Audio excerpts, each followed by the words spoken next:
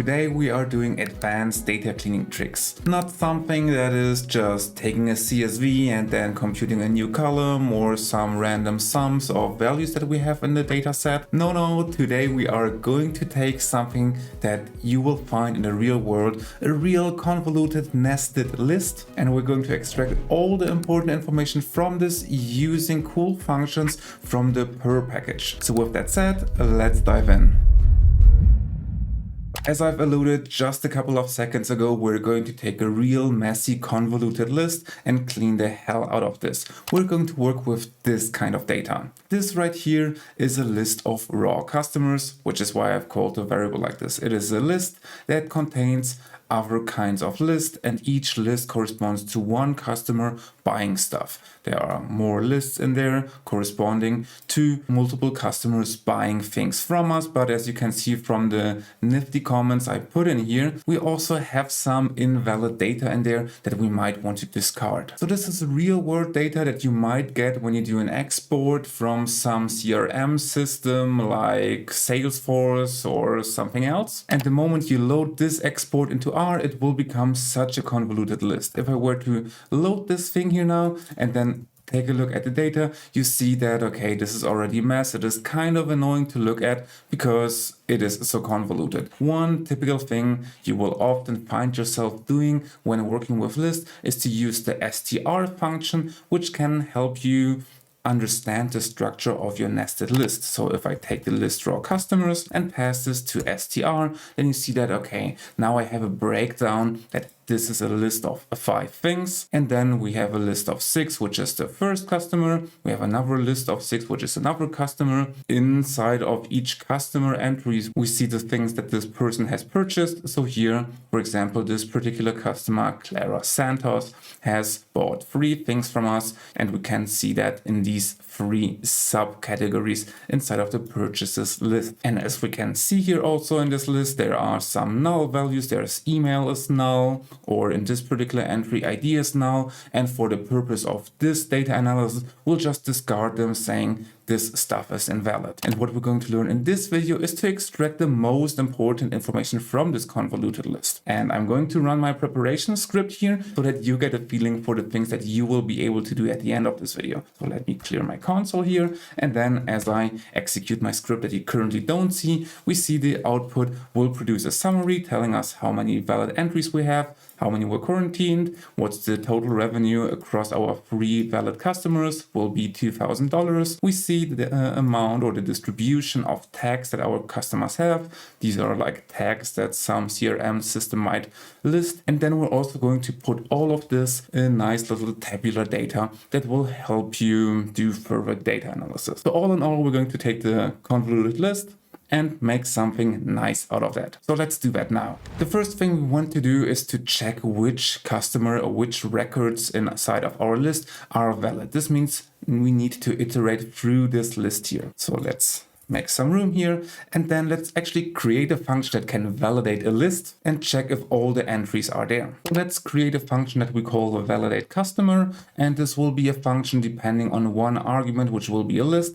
Let's call that argument record. And now the first thing that I want to check is whether the ID of that record, so the entry inside of our list here, if that ID is null. In this particular case I'm highlighted here, this wouldn't be the case, but here the ID would be missing. And if this is the case, then this function should just abort. So it will be calling CLI abort from the CLI package. And then if we do the same thing for the email, we will abort if the email entry is missing as well. And in all the other cases, it will just return the list as is. So here with this validate customer function, I could take this function and then take my list of raw customers and then stick in, say, the first entry. And then we see that, okay, we get a result back, meaning this is a valid customer. But if we were to take, say, I believe the 4th entry, this one here, that has a null value inside of it. So if we take this one here, we see that, oh no, there's an error. It is missing the required field ID, which we specified in our error message. That's how the validate customer function works. And of course, the same thing happens if we stick in the second entry of our list, which would be the one field or the one record where the email is missing. There we'd see a different error message, but an error nevertheless. So now let's take our list of raw customers and let's iterate over each record. And for that, we're going to take the purrr package and use the map function from this. And there we just say, you know what, take the validate customer function and apply that to each record. And if we do that, you will see that, oh no, we run into errors because obviously we have just created a function that is supposed to error out whenever there's something missing. And we already know that our records are sometimes missing data. But the cool thing about the purrr package is that it can make functions safe to execute even if they error. Then we'll still get a result, but it will be just a regular result where things work out, or an error message when we actually had an error message. To do so, we just have to wrap our function into another function from the purrr package. So let's take validate customer here, and from the purrr package, use the safely function. This will create a function that is safe to execute. So we say, take the validate customer function and make it safe to execute. And if I were to only look what this kind of thing would produce, we'd see that, okay, this produces simply another function, but this function is safe to execute. See, if I'm trying to execute this here, you see no error, but you also see that, okay, there are these error extra entries inside of our list now. To make this more clear, let's pass this to the str function to see the structure of things. So we see here in our last entry, we have, instead of one result of the record back, we have a list of two where one is result and one is error. In the last entry here, everything was valid, so this is why result was filled. But in the one record before that, we see that, okay, there's more stuff going on. Actually, it's quite messy, but it's still a list of two. In this scenario, the result is empty, but the error message or the error component of that list is filled. And if we don't look at this structure, but instead have a look at the results, if I scroll up, you even see here, okay, for the fourth entry, result is null, and the error component, this one has the actual error message inside of it. So we were now able to iterate over all entries, whether they were safe to use or not. So let's save this into a new variable. Let's call this list list parsed. So there in this list is nothing but what we've just seen. But now we can take this list and only take the ones entries where we didn't have an error. And the way to do that is to take the list parsed and pass this to another function from the purrr package, namely purrr keep. This will iterate through a list and you will have to specify which entry do you want to keep and which one do you not want to keep. And to specify what you want to keep, you have to define a function. Let's define an anonymous function that depends on an argument r. We could also call this result or res or something else, but r is short. Let's just go with this one here. And then we see that r will always be one of these lists here. You know, a list that has entries result and error. So we want to check, is the error component null? These are the things we want to keep. So we say r, from that we get error, and we want to check whether this stuff is null. So here we are keeping the things where the error message is null, and we see immediately, okay, now we have only a list of 3. If we pass this to str, you see that in each instance, our list now contains errors where we have, well, error null. So there we have only the valid entries. And since these are the valid entries, we also want to get only the results from this. So why don't we iterate over this new list and always extract the result? So let's do map and say, okay, we're going to create another function that will take the entry and will simply get the result entry from this. So we'll always get these lists of 6 out of this. So if I execute this part here, we see that, okay, nice. Now we get our initial records back, all the ones that were valid. So let's store this into a list that we call list valid. And just for completeness sake, we can also do the same thing with not purrr keep, but purrr discard. So if we take this part again, and then not use purrr keep, which will keep all the entries for which this function evaluates to true. This time we want to discard those things. So we want to discard all the valid entries, and then we end up with a list of length 2. and we see that, okay, here is an error filled and here another error is also filled. So these were the two scenarios where we had the missing email or the missing ID. Fabulous. So we can save this into a new variable that we call list invalid. I'm getting really creative here with my naming convention. So now we have list valid and list invalid. So if I wanted to now, I could also create warnings from these error messages just to highlight that things went wrong for some entries. And the way to do that would be to take my list invalid and then iterate over it. Since we only want to have outputs in the console, not something to save as a variable, we're not going to use map, but instead walk. And there we say, okay, let's just take this entry, and from there we're going to take the error and we're going to take the message out of that, and that way we see that, okay, currently this doesn't produce anything because we're walking. If we were printing, we'd see that this actually gets us the error message, and now to actually create a warning out of this, we could throw this into CLI warn, and then we can use work because CLI is actually producing messages now. We'd see that, okay, hooray, here are our warning messages. So that would be a nice way to iterate over this invalid list to see that actually errors were produced. Similarly, we could now take the alert function from the CLI package and concatenate a simple string that will say, okay, so and so many things from the records were valid by just computing the length of the list, and another value of numbers were quarantined. And then you see that, okay, we have 3 valid records and 2 were quarantined. Cool. So these were the first couple of statistics we were able to compute by just wrangling a bit with these nested lists. But we are far from done. Let's move on. Next, what I'd like to do is to figure out how much money was actually spent. And if we take a look at our list valid, we see that this is still the convoluted mess. So let's stick this into the str function to see that, okay, we see that we have a list of 3 records, and in each case there are these attributes, and inside of the purchases, it's kind of annoying that positron, when I just click, it jumps. You can see as I click now, it is jumping. It's not actually my video editing that is jumping here. It is actually me clicking on the console, and then things jump back down. So this is why I should probably have a look rather at the last entry. So let's do that.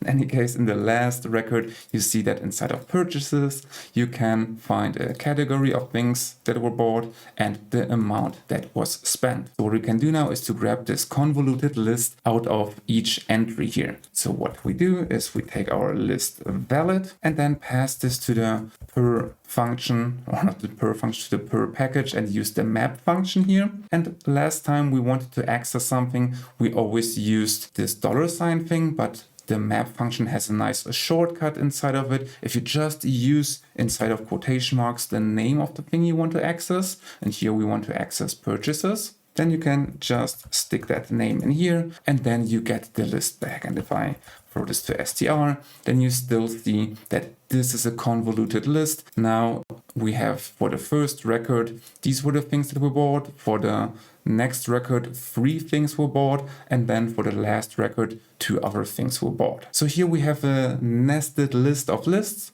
And at this point, since we only want to get the amount value out of this, we can just flatten this list a bit. And for that, the purrr package gives you a nice function that is called list flatten. If I execute this, you see that it immediately takes out 1 entry, or like 1 level of lists. You see, we have a list of 3 here now, and then in this first list there are 2 things, in this next list there are 3 things, and in this next list there are 2 things. So all in all, you have 2 plus 3 plus 2, it's quick math, it's 7. So we have a list of 7 things, and they're all inside the same level of nesting. And the reason why this is cool, because this is now a flatter structure, we can iterate over this. So we can do purrr map again, and say, let's from each entry get the amount column. This wasn't previously possible because, for example, this list here, it doesn't have an amount column. It needs to go 1 level deeper and then access amount, and we don't know how often this happens. So here, list flattening helps us to avoid nesting map in map. So here, as I do this, then I don't actually need this str thing here anymore. You see that you get all the values back, and since these are just numerics, we can say let's use the map double function. If we do that, we have a simple vector that has amount of purchases that were spent. That is pretty cool. So what we can do is save this into a variable. Let's call this vector all amounts. And now if we wanted to, we could once again see, okay, how many things were bought. It were 7 things, or we could use the sum function to calculate how much was spent in total. It was approximately $2,000. Pretty cool. I wish people would spend that amount of money on my courses. Just so you know, if you like this kind of content, I do have video courses that teach you way more stuff, and there's a data cleaning masterclass that teaches you even more advanced tricks than the stuff that I'm showing you here. So it's a whole lot of stuff. You can find it by checking out the link in the description, but that was just a side note here that popped up into my mind. I wanted to throw this out there, but now let's move on. You see inside of my current list, we still have other things that we could use. For example, the records were tagged using some random tags. We could work with them to figure out, okay, what's the distribution of these tags? So let's take the list valid, and then let's iterate over all of these entries by simply getting the tags from this. And as we do that, we see that, okay, we have a list of tags now, and I can't use map character here because this only works if it is a single thing that each iteration returns, but the iteration here always returns 2 things. So that's why we have to use map, but we can combine all of the entries by using purrr and then using list c, and that way we have all of these tags in one single vector. And now we could pass this to the table function. Actually, it's table, not table. And then we could sort this, say decreasing is true. And there you go, we see that we have 3 records with enterprise tag, 2 with renewal, and so on. So that's another way of extracting data. And finally, we still want to get a nice list of records of our customers. Instead of having this convoluted list, we might want to have a table instead. So let's do that. Let's do list valid. That's actually invalid. That's our list. And then let's iterate over each record, and this time we're going to say, you know what, we're going to create a function that will take a record, and from this record we're going to assemble a list of things. So what we're going to do is to say ID is the record entry and then ID, and then we can replicate this a couple of times, and then we say, okay, we will also want to get the name entry out of this, so let's use name here. We might want to also get the email. Let's use email as well. We can do the same thing for region, and for number of purchases, we can simply calculate the length of this inner list. So let's do n purchases is the length of the purchases record. And for the total amount that was spent, we could even iterate over the list inside of our current iteration. So what we could do is do total spent and say, okay, we're going to take the record and iterate over purchases, meaning we're going to pass this to per map. And from there, we're going to get the amount entry. So we're iterating over each list that looks like this, and we're always getting the amount value out of this. And then we're simply passing the sum function to sum all of it up. And now if we do that, we see that, okay, I produced an error, and the reason why I've produced an error is because it says sum cannot deal with lists, and the reason this happens is because this produces a list, not a vector of numbers, but we can change this with map double, and now this works, but it says argument 7 is empty. Unfortunately, if you work with lists and you have a trailing comma after the last named argument, then you will get this annoying error message. Happens to me all the time. But now if you do that, you see that, okay, cool. You have now for each entry, or for each record, you have extracted the customer information and the amount of purchases and the total amount that was spent. So that looks already pretty neat. If we pass this to the str function, we see that this is now a list of 3 things, but this isn't yet the nice table I wanted to give you. But the cool thing is that you can flip things around. you can use purrr list transpose. So if you do that, actually, let me throw this in front of this list transpose, you'll get something that looks like this. It will immediately flip this whole thing. So this is the transposing part. And instead of getting a list of 3 with lists of 6 inside of it, you will get a list of 6 with the 3 entries combined by name. That's pretty cool. And the cool thing is that if you take a look at this, this is actually also manageable to look at. You don't have this convoluted structure anymore. But the most important part is that you can pass this to the tibble package as tibble. And then you get a nice tibble back. So that's a pretty cool way to assemble a table.